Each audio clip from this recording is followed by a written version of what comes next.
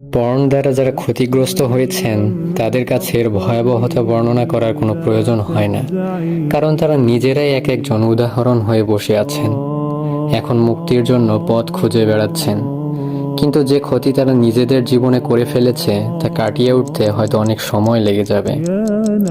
যে ছেলেটি এখন পর্ণাসক্তি থেকে মুক্তির জন্য হাহাকার করছে, সেই হয়তো কোনো এক সময় বলেছিল বিয়ে করলে সব ঠিক হয়ে যাবে, অথচ মুক্তির জন্য কোনো সিদ্ধান্ত সে গ্রহণ করেনি। গায়ে হাওয়া লাগিয়ে পর্নের ফ্যান্টাসি ওয়ার্ল্ডে ঘুরেছিল। আজ সে চাইলেও তার স্ত্রীকে মন থেকে ভালোবাসতে পারে না। অফিস থেকে বাড়ি ফিরে হারিয়ে যায় মোবাইলে। স্ত্রীর অসহায় মুখটা দেখার সময় তার নেই। আর রাতের পর রাত তার স্ত্রী বিছানায় এপাশ ওপাশ করে নির্ঘুম রাত কাটিয়ে দেয়, কেঁদে বালিশ ভেজায়। কিন্তু স্বামী যে আজ বন্দি এক নির্দয় কারাগারে। স্ত্রীর চোখে আর সে ভালোবাসা খুঁজে পায় না, সে ভালোবাসা হাতড়ে বেড়ায় চারকোনা স্ক্রিনে, যা দিন শেষে কারণ হয়ে দাঁড়ায় সব হতাশা, দুশ্চিন্তা, অবসাদ ও স্ত্রীর সাথে ঝগড়ার। আমি কোনো গল্প বলছি না, এটা বাস্তব কাহিনী। অনেক দম্পতির জীবনেই এমনটা ঘটছে। আমেরিকায় প্রতি বছর শতকরা 56টি ডিভোর্সের একটি কারণ পর্ন। আমাদের দেশেও, বিশেষ করে ঢাকায়, ডিভোর্সের হার ভয়াবহভাবে বাড়ছে। এখানে কি পর্নের প্রভাব থাকতে পারে না? অবশ্যই আছে, তবে পরিসংখ্যান আমাদের জানা নেই।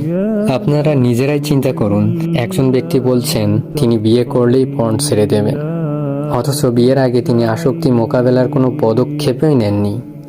আসক্তির তুঙ্গে থাকা অবস্থায় বিয়ে করলে সে 2-1 মাস পর আবার খালি ঘর পেয়ে পর্ন দেখা শুরু করা কোনো অস্বাভাবিক ব্যাপার হবে না।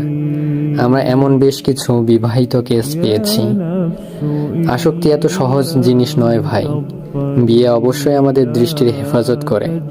এটি অবশ্যই পর্ন থেকে মুক্তির সবচেয়ে কার্যকরী উপায়গুলোর একটি, কিন্তু শুধুমাত্র তাদের জন্য যারা নিজেরা এই আসক্তি থেকে মুক্ত হতে চায়, যারা শুধু বিয়ের উপর নির্ভর করে বসে থাকে না, বরং নিজের প্রিয়তমা স্ত্রীকে প্রকৃত ভালোবাসা দিতে তারা আগে থেকেই এই আসক্তি থেকে নিরাপদ দূরত্বে সরে আসার প্রচেষ্টা করে।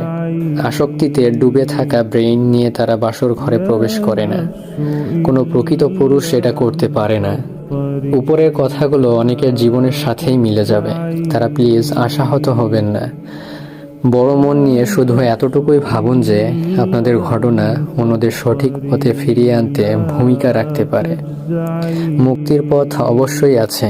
কথাগুলো আমরা তাদের জন্য শেয়ার করছি যারা এখনো সচেতন হচ্ছেন না, যারা গবেষণা থেকে প্রাপ্ত পর্নের ব্রেইন ইফেক্টের কথা শুনে, পর্ন দ্বারা ক্ষতিগ্রস্ত স্ক্যান করা ব্রেইনের ছবি দেখে হাসির ইমোকনটি চাপে।